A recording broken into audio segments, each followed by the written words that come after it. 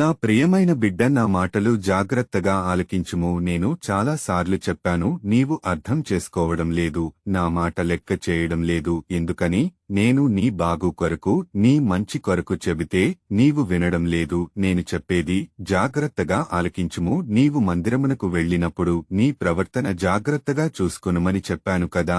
నీవు ఏం చేస్తున్నావు? నేను చెప్పిన మాట వినడం లేదు. నువ్వు మందిరమునకు వెళ్ళినప్పుడు మందిరములో నీవు కూర్చుని అటు ఇటు దిక్కులు చూస్తావు. అలాగే సెల్ ఫోను ఆన్ చేసుకుని చూస్తుంటావు. WhatsApp, ShareChat, Instagram, Messenger, Facebook మెసేజ్లు పెడుతుంటావు. చర్చిలో కూర్చుని మాట్లాడుతుంటావు. యాజకులు చెప్పే వాక్యాన్ని ఆలకించవు. మూర్ఖులు వలె ప్రవర్తిస్తావు. ఇదేనా నేను నేర్పిన అలవాట్లు? ఏది మంచో ఏది చెడో నీకు తెలియదా? మందిరమునకు వచ్చినప్పుడు లోపలికి వెళ్లకముందు సెల్ ఫోను స్విచ్ ఆఫ్ చేసుకుని మందిరములో కూర్చుని యాజకులు చెప్పే వాక్యాన్ని ఆలకించాలి. దిక్కులు చూడకూడదు. దేవాలయములో మాట్లాడకూడదు.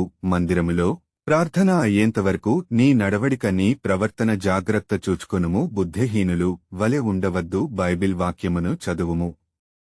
ప్రసంగి గ్రంథము 5వ అధ్యాయము 1వ వచనము. నీవు దేవుని మందిరమునకు పోవునప్పుడు నీ ప్రవర్తన జాగ్రత్తగా చూసుకోనుము. బుద్ధిహీనులు అర్పించినట్లుగా బలి అర్పించుట కంటే సమీపించి ఆలకించుట శ్రేష్టము. వారు తెలియకే దుర్మార్గపు పనులు చేయుదురు. ఆదివారము మందిరమునకు వెళ్లకుండా ఉండకూడదు. వ్యాపారమునకు గాని, చుట్టాలింటికి గాని, బంధువులు ఇంటికి గాని, ప్రయాణము గాని, పని పాట్లకు గాని వెళ్లకూడదు. భర్తగాని, భార్యగాని, కుమారుడుగాని, కుమార్తెగాని, దాసిగాని, దాసుడుగాని ఏ పని చేయకూడదు. 6 రోజులు పని చేసుకొనుము, డ్యూటీ చేసుకొనుము, ఓటీ చేసుకొనుము, ఓటి మీద ఓటి చేసుకొనుము. 7వ రోజు మాత్రము పరిశుద్ధమైన దినముగా, ఆదివారము ఆరాధన రోజుగా నీవు దేవుని మందిరమునకు, దేవుని ఆరాధించుటకు వెళ్లవలెను. అప్పుడు నీ కుటుంబము, నీవు, నీ బిడ్డలు ఆశీర్వాదకరముగా, 30దంతలుగా, 60దంతలుగా, 100ంతలుగా వర్ధిల్లుదురు. నా ఆజ్ఞలు పాటించి దేవుని చిత్త ప్రకారంగా జీవిస్తే